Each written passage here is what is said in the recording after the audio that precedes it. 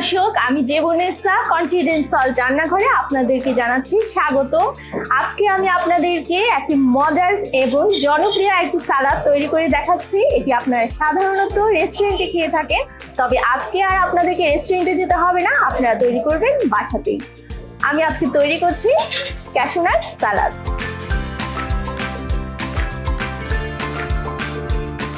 এটা আপনারা মুরগি দিয়েও করতে পারেন, চিংড়ি দিয়েও করতে পারেন। ক্যাশু নাট সালাদ তৈরি করার জন্য আমি এখানে মুরগির মাংস নিয়েছি। এখানে হাড় ছাড়া মুরগির মাংসগুলোকে আপনারা এইভাবে টুকরো করে নেবেন।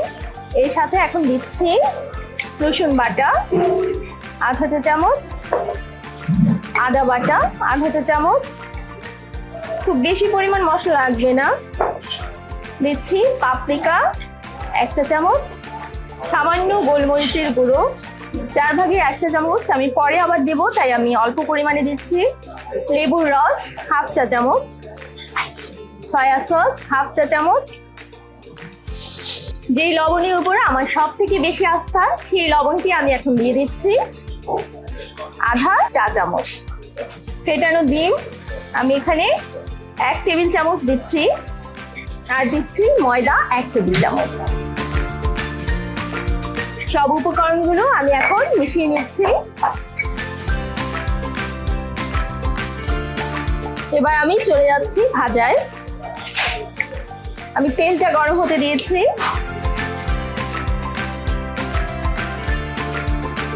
তেল গরম হয়ে গেছে, যেহেতু আমি ক্যাশু নাট সালাদ তৈরি করব তাই আমি ক্যাশু নাট মানে কাজু বাদামটা ভেজে নিচ্ছি।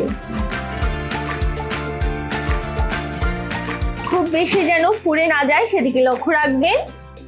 যখন দেখবেন যে কালারটা চেঞ্জ হয়ে গেছে তখনই তুলে নেবেন।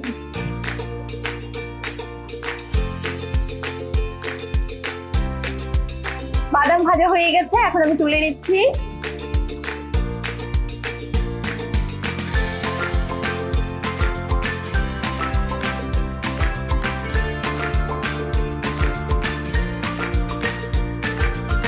এখন আমি মাংসগুলো ভেজে নেব।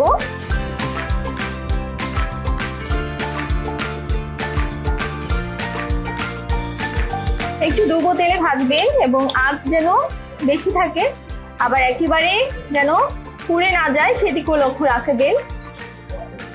আমাদের ভাজা হতে 15 মিনিটের মতো সময় লাগবে।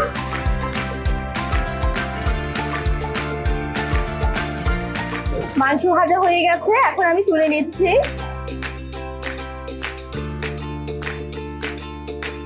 ব্যাস হয়ে গেছে। এখন আমি ক্যাশু নাট সালাদ প্রপার ভাবে যে লাস্ট ফিনিশিং সেটি দিচ্ছি। এখন আমি অন্য একটি প্যানে দিয়ে দিচ্ছি 1 চা চামচ তেল। তেলটা গরম হওয়ার পর দিয়ে দিচ্ছি রসুন কুচি। রসুনটা একটু হালকা ব্রাউন কালার চলে আসলে এরপর আমি এখানে দিয়ে দিচ্ছি ক্যাপসিকাম। ক্যাপসিকামটা আপনারা লাল, হলুদ, সবুজ যে কোনো কালারের ক্যাপসিকাম নিতে পারেন। এখানে আমি সবুজ কালারের ক্যাপসিকামটা নিয়েছি, আর এভাবে আপনারা টুকরো করে নেবেন। এটা আমি এখন দিয়ে দিচ্ছি, হালকা একটু ভেজে নেব। এখন এর মধ্যে এখানে টমেটো কেচাপ আছে, সেটি আমি দিয়ে দিচ্ছি 2 টেবিল চামচ। চিলি সস এটি আমি দিয়ে দিচ্ছি 2 টেবিল চামচ। দিচ্ছি অল্প পরিমাণে সয়া সস, খুবই সামান্য পরিমাণে। এখন যে ভেজে রাখা মাংসটা আছে সেটা আমি দিয়ে দেব। গোলমরিচ গুঁড়ো, এখানে কালো গোলমরিচ গুঁড়োটা আমি ব্যবহার করেছি, এটি দিয়ে দিচ্ছি সামান্য পরিমাণে। আর সর্বশেষ, যেহেতু ক্যাশু নাট সালাদ, এখন আমি দিয়ে দিচ্ছি ক্যাশু নাট।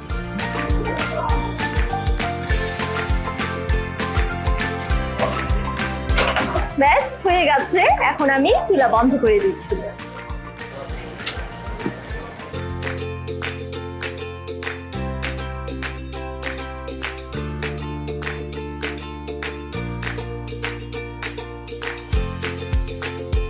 প্রিয় দর্শক, আমার মনে হয় এখন আর আপনারা রেস্টুরেন্টে খাবেন না, আপনারা নিশ্চয়ই বাসায় তৈরি করে খাবেন ক্যাশিউ নাট সালাদ। খুব মজার এই রান্নাটি আপনারা বাসায় আজকেই তৈরি করুন আর কনফিডেন্স সল্টের সাথে থাকবেন।